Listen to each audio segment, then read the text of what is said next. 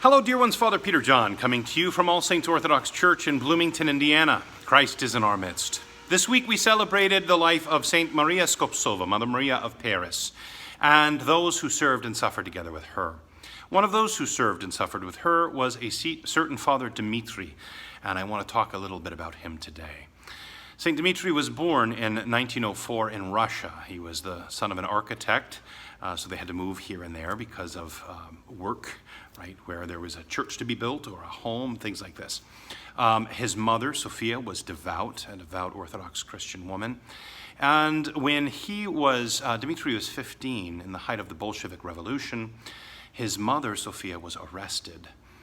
He was distraught. He went to church and he bowed his head, he put his hands behind his back, and he began quietly to pray to God for mercy. But what happened next would cause a rift in his young life.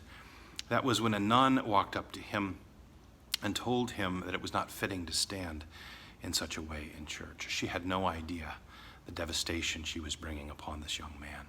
He left the church and vowed never to return, never to set foot in a church again. Indeed, it wasn't until 4 years later, when he was at his mother's grave, the weight of the world on his shoulders, that he went there looking for answers. He says later that when he went to his mother's grave, heavy laden, and he was trying to make sense of his life and all of this suffering, that it was as though he felt the light yoke of Christ come upon him. It was a transformative moment. It was one that would define the direction of the rest of his life. He went on to study at St. Sergius in Paris, studied actually a year in New York as well. We could number him, I suppose, among the American saints. He spent some time on our soil. He returned and was ordained a priest, served a couple of different churches, and then was sent to the Church of the Protection of the Holy Theotokos in Paris, which happened to be located, yes, right at the shelter, the home that had been established by Mother Maria of Paris. He served that church faithfully together with his wife and their 2 children until World War II began.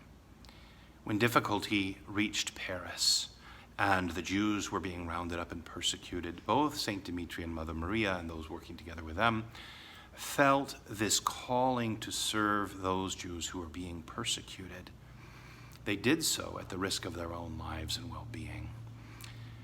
St. Dimitri not only hid Jews in his house, but he also ended up forging papers for them to try to help them to escape persecution, arrest, interrogation, and execution.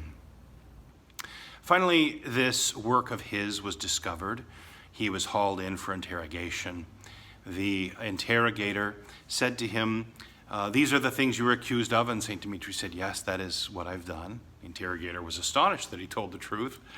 The interrogator said, "But you're never going to do these things again?" And he said, "Oh no, I certainly can't tell you that I'm not going to do those things again. I am a Christian, and this is part of my Christian duty. This is my calling." And the interrogator just slapped him across the face and said, "Jew lover." And he said, you consider it serving these pigs to be part of your Christian duty?" And St. Dimitri, regaining his composure, picked himself up off the floor, took the cross from his chest, and showed it to the interrogator and said, "Do you know this Jew?" The interrogator knocked him to the floor again. He was sent to a prison camp where he would remain for the rest of his days. He was so tired and worn out and beaten toward the end of his life that they actually dismissed him from his hard labor at the camp. He stayed in the camp. But finally, one of the guards asked him, "How old are you?" And he said, "I'm 39 years old. Well, the guard was so upset that a 39-year-old was excused from hard labor that he struck him. This is how St. Dimitri's life ended, and yet he remained faithful to the Lord, leading liturgies in the prison, encouraging those who were there. It was a hard time, to say the least, and St. Dimitri never left Christ or the church.